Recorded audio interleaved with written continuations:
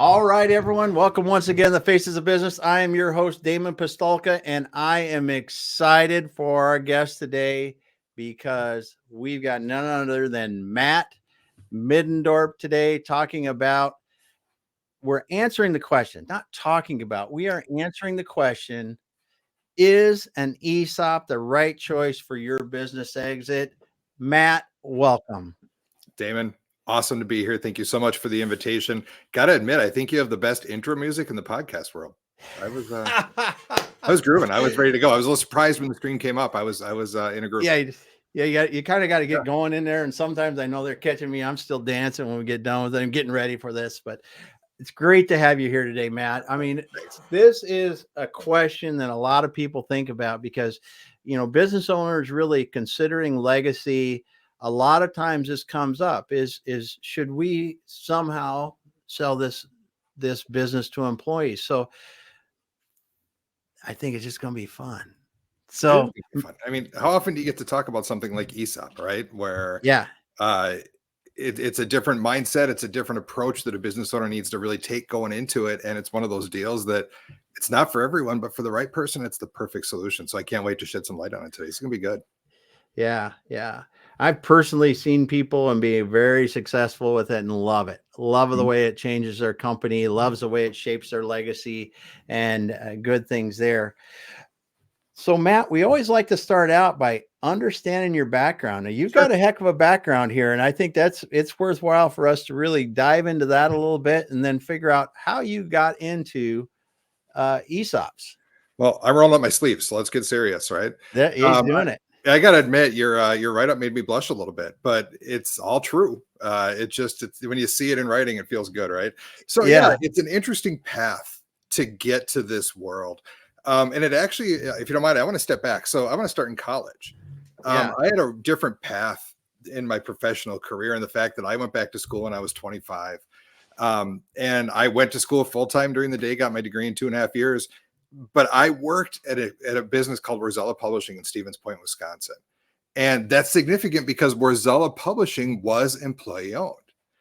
And having come from a retail background, going back to school, thinking I knew a lot, I came into this environment and just went, okay, this feels different, right? Wow. Everybody's engaged. Everybody understands how the company works, how the company makes money, the financial goals of us, the full-time employee working 3 to 11 running the inventory department, had the same outlook as the executive team, had the same look as the part-time person stocking the vending machines. So it was such an interesting perspective coming from a management background in retail, going into management in this manufacturing firm that's an ESOP. And I felt it. And the company was successful, I think, very much because they were employee owned. So it's neat then when I leave the ESOP world as a rousing 28-year-old college grad, somehow I ended up in banking. Yeah. And it's very different. It's a very different environment. And you could the difference was very stark in the way that people lined up with what they do. So I was in banking for 10 years, did commercial lending, rose up to the leadership and executive world, had a ton of fun, had a ton of success in banking. 10 years. I mean, you can't do something for 10 years if you don't love it. Yeah. Oh, yeah.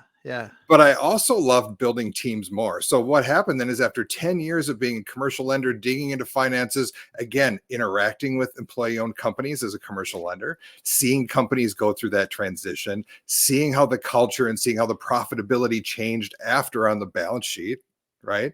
Getting to see the financials for that. Still something that just kind of stuck with me through the process.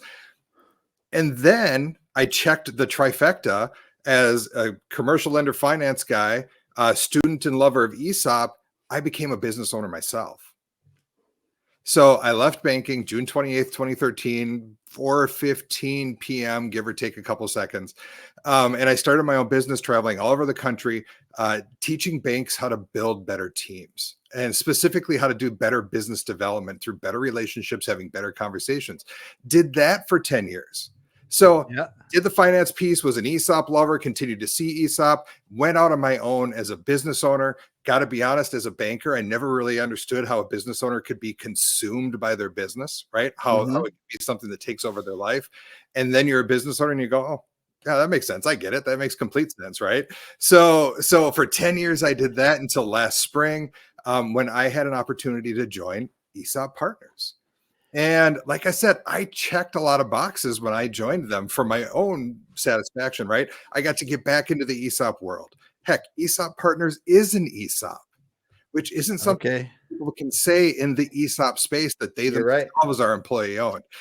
So I got to get back into that world. I got to use my finance background, and I got to use the banking side of things to really see how everything comes together. But then the other part of it is as a business owner, I felt like I was very uniquely positioned to get it.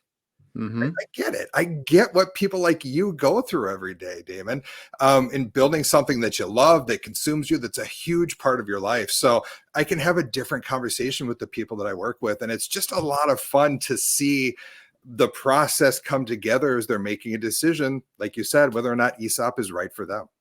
Mm-hmm. Oh, that was 12. Wow. Yeah, that was, we just need to digest that a little bit, Okay. because it's you really, from the beginning. Yeah, just take a breath, because from the beginning you were an ESOP, started out in college in an ESOP, and then came back around into another ESOP Mhm. now, and with ESOP partners that are helping people explore ESOPs or do ESOPs if it's Yep. appropriate for them.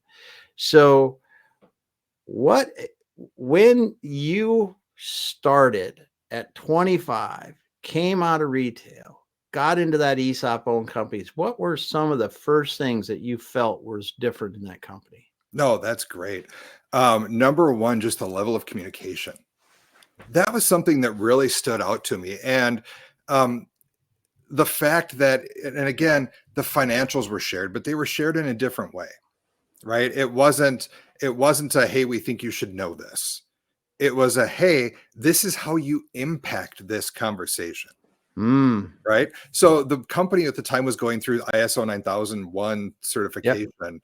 And they were able to articulate why that was so important to us from a bottom line perspective, what it meant to us and how the company could be more successful. And of course, that rolled right back to us as employee owners. Again, it's so neat to see the financial goals of the company line up with the financial goals of the people that work there in a way that just doesn't happen normally. Right. If Mm-hmm. you're not an owner, well, shoot, when you're an owner, things just make sense. The other thing that was really exciting and neat was the involvement and the engagement in the culture of the company. It came from the bottom up, not the top down. So it wasn't necessarily the people in the C-suite who were defining what was happening on a day-to-day basis and who we wanted to be. Now, of course, right, control rests with those people in an ESOP company, Yeah. just like it does in a regular company. Yep. So they set the course. But the culture and the way that people interacted, the way the departments interacted, the way the silos were broken down happened organically from the people that just wanted it to be better. So it was just a really neat way to see that come through, just in the way that people came to work. Well, you said something that is really telling about one of the things that we'll explore a little bit more. You said people wanted it to be better. Mhm. And that simple statement escapes so many companies, that they might do things well, they might have great systems, but if the people don't want to be better, that, did you just feel like because of the ESOP ownership and everybody being an owner, that was one of the fundamental things that really pushed the company to be better faster? Oh, absolutely. Absolutely. And it wasn't just be better. It wasn't just executing the process better, right? It's eliminating waste and shrinkage, right? Yeah. So when we're printing books, what happens when you put the cover on upside down? Ooh, Right. yeah. Which Yeah. I got a really slick copy of the New York Bartender's Guide with the cover upside down. Right. Yeah.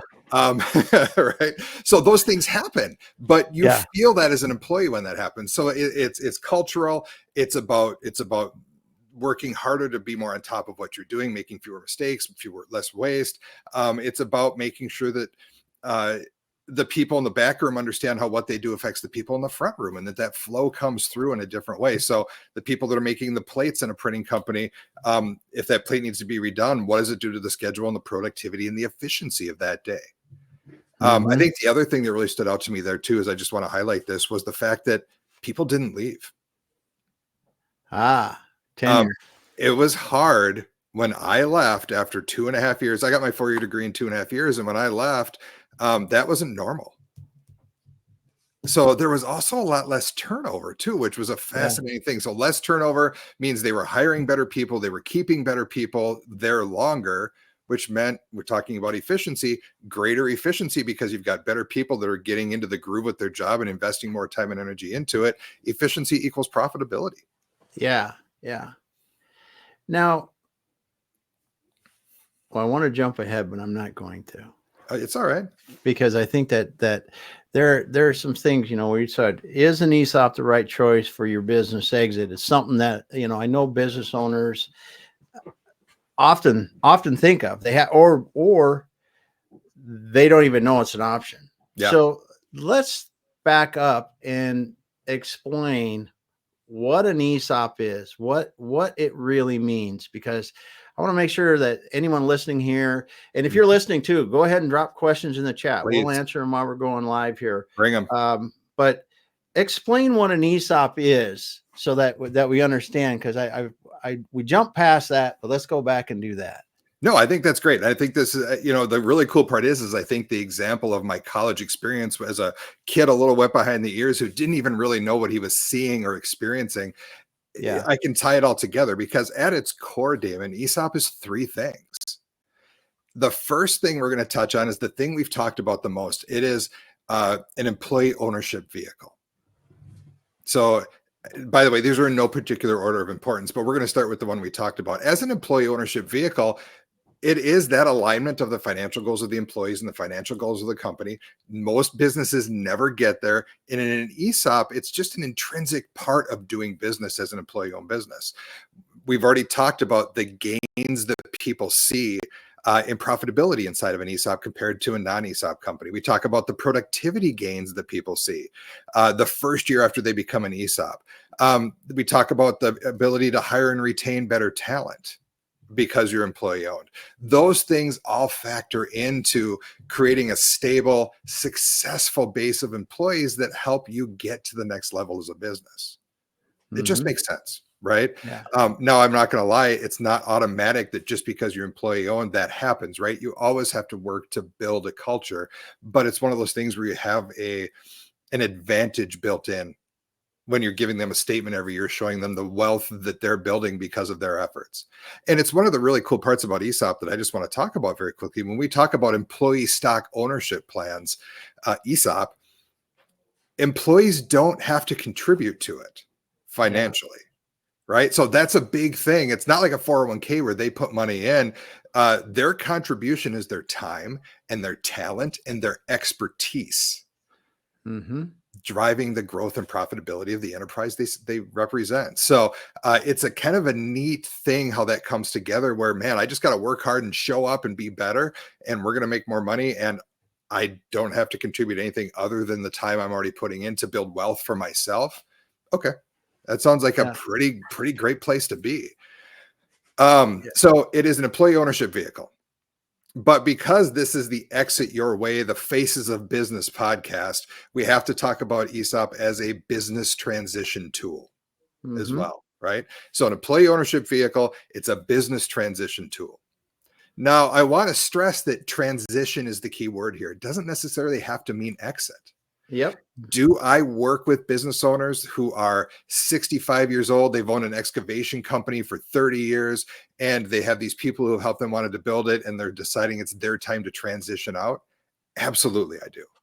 But I also work with a 30-year-old restaurateur in Salt Lake City who has no interest in leaving his business for 20 to 30 years himself, but he grew up on a dirt floor in Mississippi and wanted to pass that wealth that he has built for himself onto the team that helped him get there long before he's looking to exit.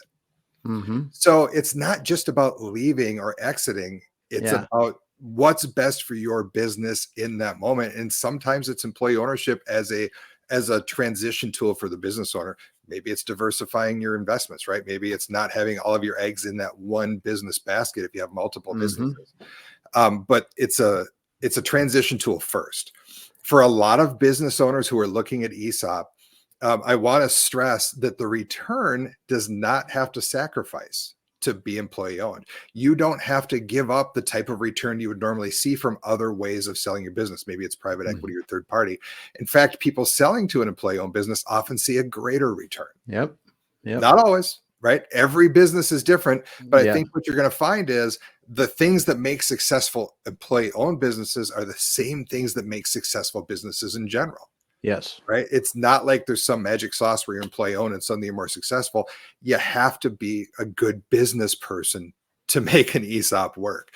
But if you're motivated by this transition and taking this illiquid asset, your business, and making it liquid, if you're motivated by creating wealth for the people that help you get there, if the name on the door means something to you, if your role in your community means something to you. I work with a lot of business owners where their name is on the local high school football field. Yeah. Right. So they don't want to sell to somebody who's not committed to staying there. Yeah. Right. They want to keep jobs in maybe their rural community. Yeah. That wouldn't have those jobs coming back if they closed down. Right. Yep. So employee ownership as a transition tool is a way for a business owner to fulfill some other intrinsic needs while still getting the return they believe they should get for their business. So transition doesn't necessarily mean exit, but it's a great way to take that and make that a illiquid asset liquid. So employee ownership vehicle. Did you want to ask a question, Damon? I'm sorry. No, go ahead. Go ahead. You're going right down. Business transition tool, but I really want to get to the third one because this is the one that gets a lot of people the most excited, and your smile just got a little bigger. You know what's coming. ESOP, employee stock ownership plan, is a qualified retirement plan, right? It is an IRS qualified retirement plan. So what does that mean? We've already talked about employees do not have to put in their own cash to participate. They give their time, talent, and expertise. But for the business, say you're an S Corp, it means that if you're employee owned, you no longer pay federal or state taxes as a business. I think we need to take a moment to let that soak in. Yeah. Is there anybody listening who wants to pay more taxes? I mean, come on, right? So that in itself, for a lot of you right now, you're calculating and you're going, okay, this kind of makes sense. Right. Suddenly I see, hey, the name on the door means something. I want to have an impact on my community. I want to have an impact in the future lives of my employees. But if in the meantime, my business isn't paying state or federal taxes anymore. Okay. Now I want to stress that is based on the percentage of the company that's employee owned. So if you're 100% employee owned, that's the way it works. If you're 40% employee owned, then you get 40% of that benefit. Right. So it is proportional.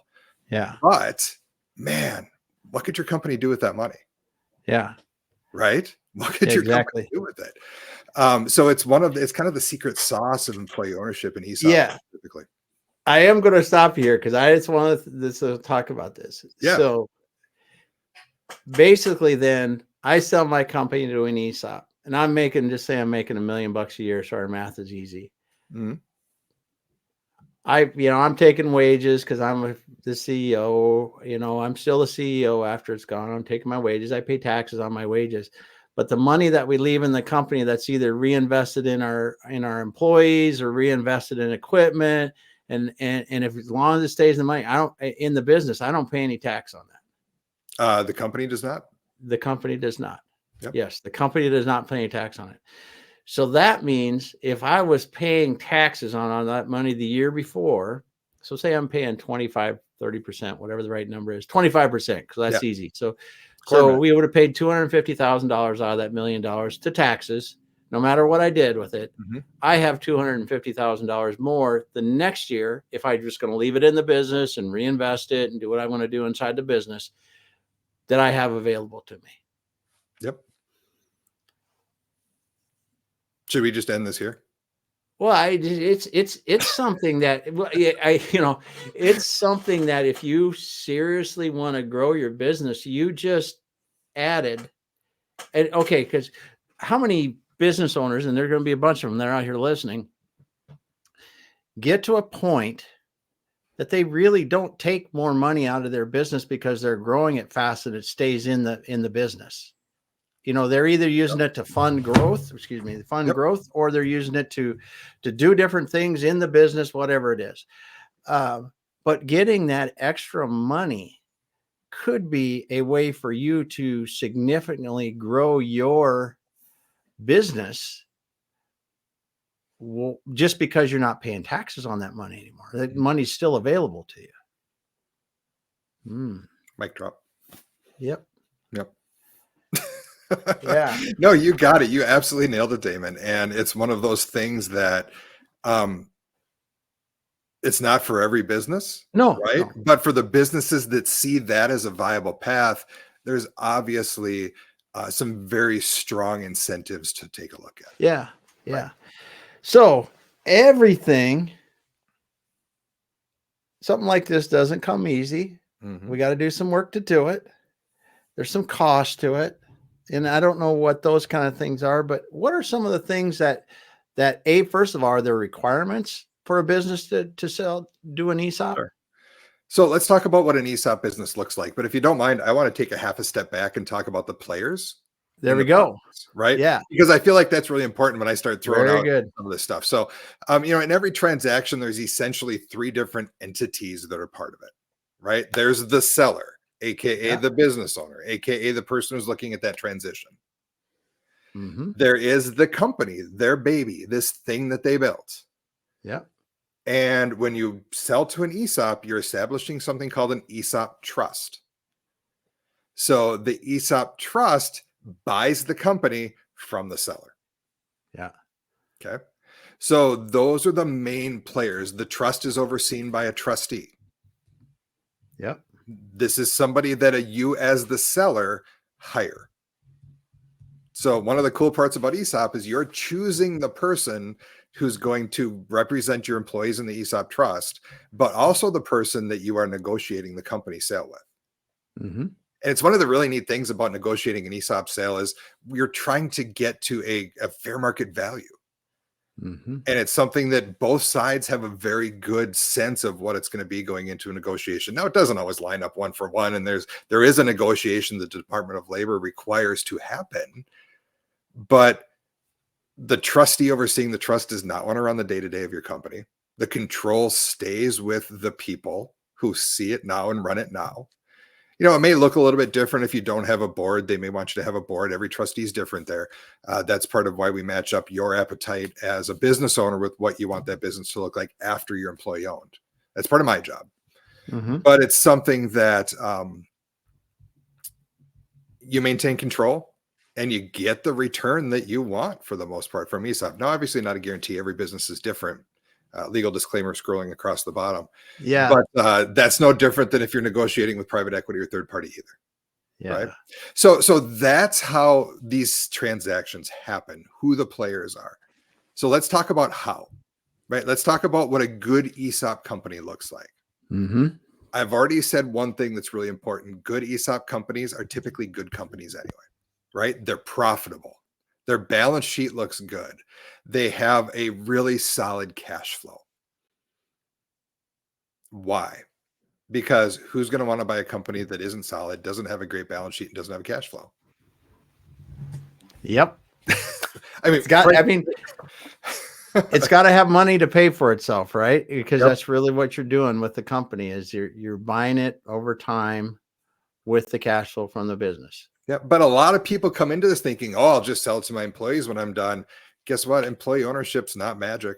If they don't want the company, they're not going to buy the company. So we had that very thing happen with a potential client 2 years ago.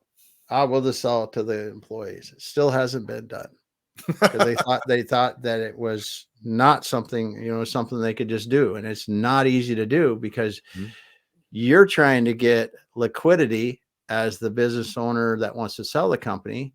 Sure, you want to do right by doing it to sell it to your employees, but when you're doing it without the help of a trustee and a company that understands what ESOPs really want to do, and that it's a tough challenge. It really is. I agree with that completely. So again, it comes back to a good business is a good business. Yeah. And it needs to be one to be an employee-owned business. But again, that's no different than selling in any other channel. Typically, an employee-owned business has a minimum of 15 to 20 employees. Now, you're going to find that a lot of things in the ESOP world are more guidelines than rules. We can do ESOPs with fewer employees, but I mean, I'm going to be honest, 15 to 20 is kind of a great spot to start. If you have fewer than that, we can have a conversation about it. There's just some things we need to make sure of, like, is everybody related? Strangely enough, they frown on the fact that if my wife and I own a company and we're the only two employees, if we sell it to ourselves and stop paying taxes, they don't like that. I don't understand. So we need to make sure that it's a divested employee base. But I mean, 15 to 20, we work with employers that have 4,000 people in their ESOP. Yeah. You know what I mean? So there's really no limit from a size standpoint, other than you kind of want to be 15 to 20. You got to be profitable. You got to be successful. You've got to have good cash flow to stay successful, to pay for the transaction, to go through the process.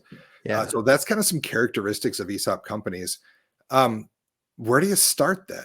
Do you want to go there, Damon? Well, I want to ask you, you talk about, you got to have good cash flow. So what is good cash flow? I mean, because you could have 5 employees and have, 10 million in cash flow, or you could have 2,500 employees and have $100,000 in cash flow. So where, when you look at the profitability of a business or EBITDA on a business on an annual basis, where does it really start to make sense to consider an ESOP? You'll have to forgive me if I don't just pop off a number. Oh, I understand. And of course, there's always a number that comes to mind, right? But the thing that I just want to stress is every ESOP is different. Yeah. And I don't want to have somebody listening to this saying, well, shoot, I have 250 employees and I only have 100 grand in cash flow. I can't do this. Right? There's a way for most businesses, if they're serious about it, that it can make sense. It may mean they step into it versus going all the way in. Yeah. Right. They do things incrementally, but that doesn't mean that ESOP's not an option. I work with businesses all the time where they're a startup and they're just barely making revenue, but they know they want to launch as an employee-owned business. Well, shoot, they aren't going to sell 100% of the company. They're going to work their way up through something called a growth ESOP. Okay. Right. So there's a lot of different ways to go about it. We call them snowflakes. Everyone is different. Everybody has different needs. Everybody has different things that they want to include and not include. It's just a matter of listening and learning and understanding the business owner you're working with and making sure you're doing the right thing that suits them and their business the best. Yeah. Yeah. How's that for cliche? Well, it's pretty good, but I'm going to roll back into it. Because I'm going to push. Because I mean, we got business owners sitting out here and then said, listen, I got a, I make $500,000 a year. I got 25 employees, been around a long time. Is that something that's an ESOP, or should I really be looking that I need to be more like $1 million of profit a year kind of thing and doing some things there? You said the startup, you can do these. Well, I think that's ESOP. If they've got 15 to 20 employees and they're making $500,000 a year, that's a great candidate. Okay. That's a great candidate. Absolutely. Cool. It's just good to know, because some of these people listening might really go, well, it's not for me, but it could be. And you also saying that you can do a growth ESOP where you're really trying to launch and work your way into being that ESOP over time. That's a cool thing too. I didn't realize that happens. Yeah. Younger companies, it can still work. Again, the profitability piece still comes in, right? But it's just taking a bite of the apple versus the whole elephant. The other thing worth mentioning, and if you don't mind, Damon, I just want to say this. If anybody's not sure and they're watching this and they want to have a conversation, 90% of my job is education. Yeah. So we're going to talk about that later. But if you're listening to this and you're going, okay, so he just said this much, well, I'm this much. You know what? When talk to Matt. Talk to Matt to ask more questions. So easy. Why work so hard? Just talk to Matt. Yeah. Talk to Matt. And you can find Matt Middendorp on LinkedIn. You can find them at ESOP Partners. I'll say that to get that over right now and do it again later. But so when we look at an ESOP, what's it cost to do an ESOP? I mean, because there's things I know a little bit from the outside. I mean, you have to do some valuations, you have to do otherwise there's diligence work and all the kind of stuff to get the thing done. But what is it? What are we talking? Is it $50 or 50,000 or 500,000? Well, so I can tell you it's not 500,000. Okay. But I'll tell you it is somewhere between 50 and 500,000. Okay. Okay. And really what it comes down to, Damon, is process, right? So you forgive me if I don't give you a specific number. And again, it's because every ESOP is different. Oh yeah. Every customer that we work with has a different project scope, right? So I don't want to build this in, but what I can tell you is a couple of things. Number one, people, when they do ESOPs, because of those tax savings, most businesses, it is either a tax neutral or revenue neutral or revenue positive event by the time they take in consideration those taxable events, right? The Okay. fact that they're not paying anymore. So most businesses, now obviously not all, but that doesn't mean that setting up an ESOP shouldn't hurt your company. Yeah. Right? It shouldn't. You know, and when you compare costs of setting up an ESOP to the cost of using a broker to sell a company to a third party or private equity, it's a lot cheaper in most cases. Yeah. Right. So when you look at it then, and it's a one-time kind of thing, there's some ongoing costs, but they're not that so yep. What are the steps, I guess, because cost aside, what are the basic steps that you have to go through to get ready to do an ESOP? So it's one of the beautiful parts about ESOP. So I love this question because I don't want anybody watching this to feel like they need to know when they're done with this, whether or not ESOP is something they really want to explore, right? All you need to be is a little bit ESOP curious to be ready to have a conversation. That's all I want you to take enough away to be dangerous. Yeah, enough to be dangerous. That's all we want. Enough. So when I meet with somebody for the first time, the first stage of becoming an ESOP, I think I want to, right? Yeah. I think I want an ESOP. Maybe it's the transition piece, right? You're ready to exit or you're ready for that next step in your company. Maybe it's the employees you want to reward. Maybe you want the tax benefits, but you're thinking, I kind of might want to do this. So that's where these conversations come in. So much of what I do is education for business owners. And I can tell you that every business owner I meet with, the goal at the end of that first meeting, Damon, is not what do you think? It's, did you hear enough that you want to go back and digest it and get together again so you can ask more questions, right? Because it is a fire hose of information. We've been talking for 37 minutes and I'm going to be honest, man, we're 4 or 5 layers deep already. You know what I mean? So if this is the first time you're hearing this, you're going to step back, you're going to watch the replay and you're going to have questions. And my goal is to say, okay, is this interesting enough to you that you want to talk again? Right. And if you don't, that's fine. But if you want to get back together and ask questions and hear some of these things for the second or third time, that's all you need to do is just keep absorbing that information. Now you're going to get to a point though, where you really want to explore it officially, formally. And again, that's where you can take a bite of the elephant without having to swallow the whole thing. And that is doing something called a feasibility study. Okay. Right. So you can put a little bit of time, a little bit of money, and a little bit of energy into formally checking out if an ESOP is right for you. Right. That's where you get that question answered, because the goal of feasibility, the goal of doing this study is to give you a decision-making tool. Yeah. That's it, Damon. So you can look at it and say, okay, I know what the impact is on me as a seller, right? I know what the impact is on my company, not just from a tax saving standpoint, because of course that's part of the model, but we model the cash flow. So you see what that looks like for the length of the projection. You see, and that includes the costs of setting it up and the ongoing costs of maintaining and administering your ESOP, right? So you get a complete picture on how that affects your company. But you also get to see how it impacts your employees and the balances that they're going to build over time. So you get to really look at this holistically and see each of the important segments that we talked about when we talked about those 3 vehicles, those 3 parts of ESOP, and see how it all works. And then with that decision-making tool, you can make a decision. Yes, ESOP is the way I want to go, or no, ESOP is not the way I want to go. Maybe right now, maybe permanently. Right? Yeah. I got to be honest, my job is to make sure that if you're getting to the point where you do the feasibility study, that my experience and intuition means that you're probably a viable business for ESOP, right? So I don't want people coming in saying, oh, I'm going to spend money on a study and then I'm going to find out it doesn't work. No, part of my job is to figure that out for you before we even get there. Yeah. Right? Yeah. To get some of the basic questions answered to make sure we're at least in the realm of it's a good possibility that you're going to be, it's going to be good for you. Yeah. So once you've decided whether or not that's it, you think you want to, transitions into, I know I want to. Right.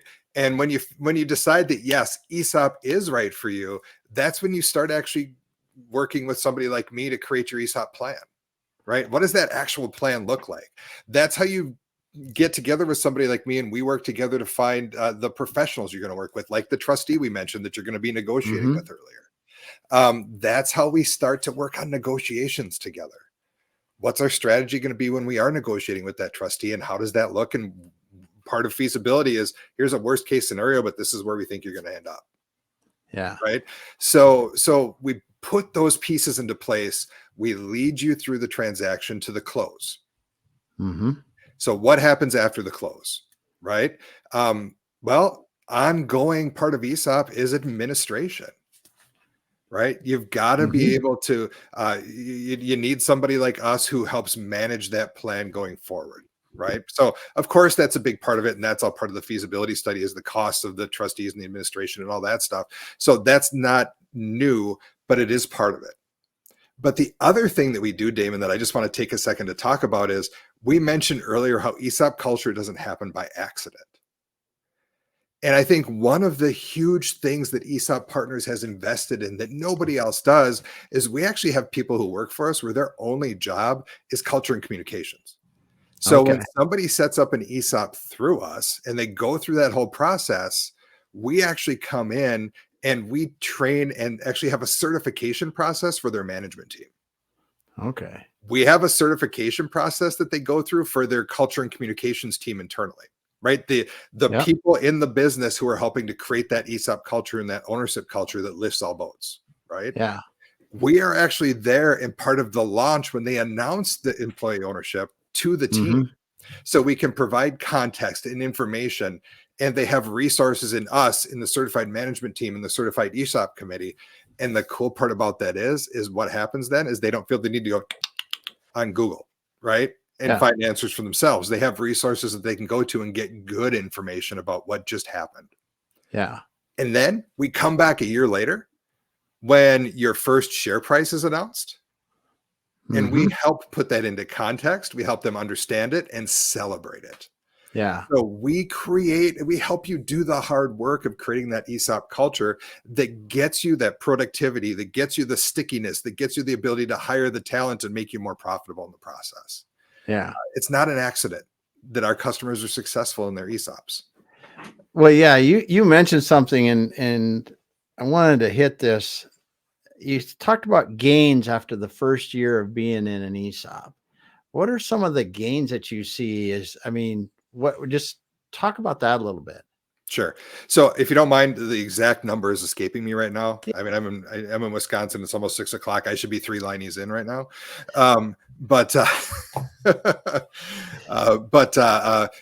Typically in the first year, you'll see revenue gains of, off the top of my head, like 2.2 to 2.4%. Okay. Just because you're an ESOP. I believe it's just over 3% in a productivity gain. Wow. Right. So it's one of those things where, oh man, I can tell you that ESOP companies are 25% less likely to lay somebody off during an economic downturn. Right. Or 400 times or something like that. So it's a significant, when we talk about keeping employees, hiring and retaining better talent, it is a significant jump. I mean, I know a lot of businesses that are saying, okay, so wait, if I go ESOP and I'm going to grow on average 2% more automatically, right? That's just kind of baked in for the average ESOP. They would take that. Yeah. On top of the tax benefits, on top of everything else. So yeah, that's super cool. Super cool. So what's the most fun you have about teaching people and helping them learn more about ESOPs? So there's a couple of things that really jump out to me. And I love that question, Damon. That's probably one of the best ESOP questions. I do things like this all the time. And that's probably one of the best employee ownership questions I've gotten. Part of the fun for me, and there's 2 directions that my mind immediately went, but part of the fun for me is seeing people who have had a business for 15, 20, 25 years. I'm thinking specifically about a group of business owners I'm working with right now. They own a couple of retail establishments in a niche industry. And forgive me for maintaining their privacy a little bit. Oh yeah, they have retail in a niche industry.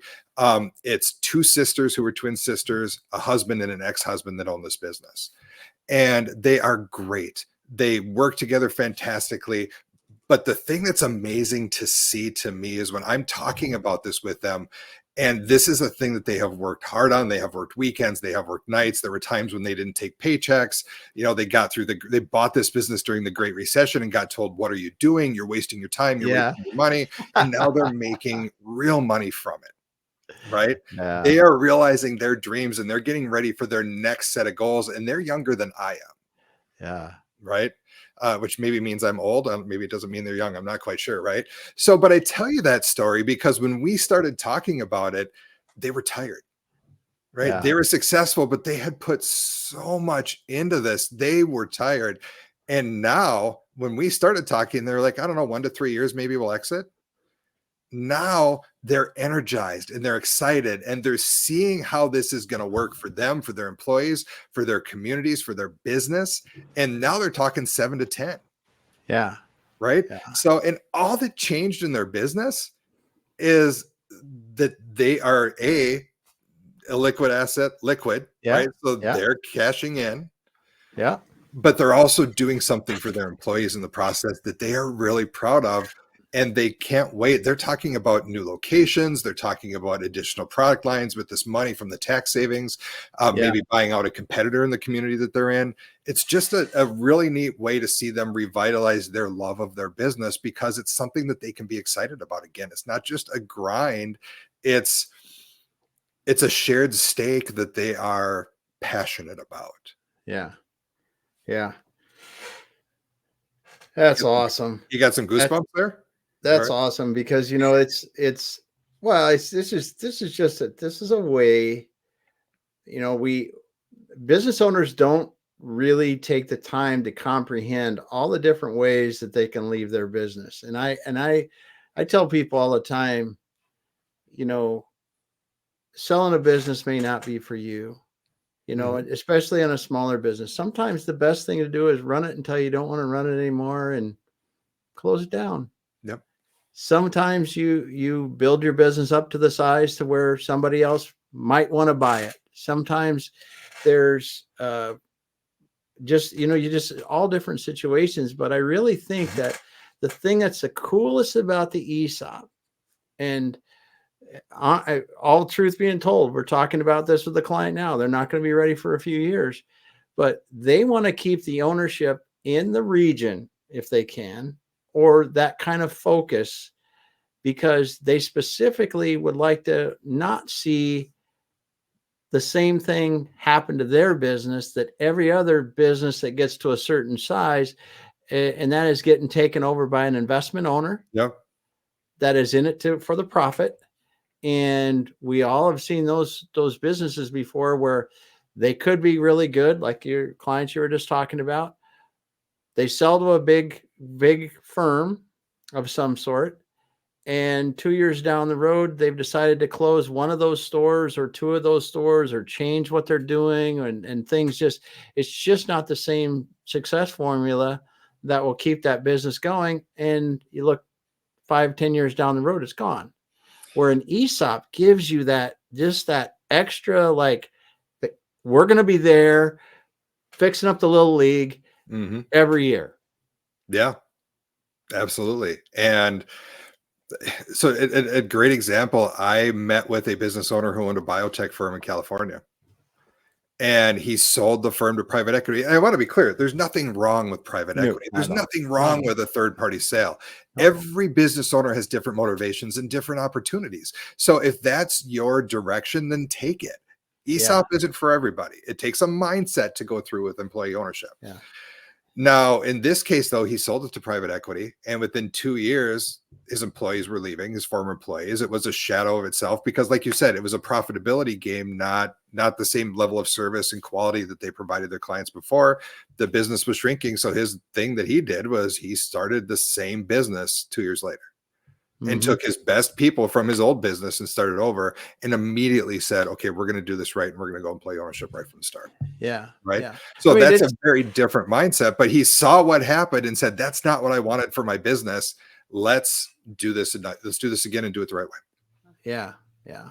And it is, there are great investment owners or all that kind of stuff. Yeah. It's just that it's different when you have shareholders that you have to if you promise somebody that you're going to get a certain percent return and you don't do that for so many years, I mean, you're up against a rock and a hard place. There's just no getting around that. With that employee stock owned or the ESOP owned company, the employees can understand that. Your board of trustees can work through that. They can understand what the employees really want to do and then make a more cohesive decision based on what's best for the long term of the people and the company and the community. Yeah. That's what's cool about it, I think. Well, and one thing I didn't make clear, Damon, that I'd like to really quick, if that's okay, because you're right, it's really cool. But I do want to make clear that employees are beneficiary owners, that they don't actually have, yes, they don't get to change the paint color. Yes. Right. Yeah. They don't get to change the name of a business to mixed construction. You know what I mean? So they don't get to hire and fire people. That control still stays with the people that had that power before. Yeah. So that's a question I get all the time. And I just wanted to make sure that was. Yeah. That's a great one to answer. Nobody's listening anymore anyway. So we'll slide that in now. Yeah, it's good though. Well, Matt, I just want to thank you for stopping by, and we could talk a lot longer on this, but we're at about the time we should wrap up. No, appreciate it. So what's the best way for people to get a hold of you, Matt, if they want to talk about an ESOP, if they want to figure out, just is this solution right for you? Yeah, no, I appreciate that, Damon. There's a couple of different ways you can do that. Number one, feel free to reach out to me on LinkedIn. There's only 2 Matt Middendorps on there. One's a restaurateur in Iowa who's about this tall, and then there's me. So if you see this, then definitely don't hesitate to reach out. He's a super nice guy, by the way. I've met him. You can always email me at mmiddendorp@esoppartners.com. And I'm sure that'll be in the show notes for this. So my email address will be there. But you can also just give me a call directly, if you don't mind. So if you don't mind, I'm going to put my old man reading glasses on, and I'm going to give you my direct phone number. You ready, guys? The direct phone number, 920-750-6521. Again, 920-750-6521. Why do I not know that off the top of my head? Because it's forwarded to my personal cell phone. Yes. So call now, 920-750-6521. There we go. Well, Matt, I just wanted to thank you for today, because we're trying to help answer the question if an ESOP is the right choice for your business exit. And man, you really came and delivered. Thanks so much for being here today. Well, and let me just thank you, Damon, for the quality of the questions you asked and the engagement that we had. I really appreciated that. And again, I want to tell everybody out there that if they want to have a conversation like this about their business, my job is to teach and help you make a decision about whether or not you want to explore it at another level. That's all I do. So give me a call, shoot me an email, reach out to me on LinkedIn. Even if you have the most basic question, this is the fun part for me. It really is. So I really appreciate everything you brought today too, Damon. This was great. Awesome. Thanks, Matt. Well, I want to thank everyone for listening today. And those of you, if you got in here late, go back to the beginning, rewind, listen to Matt.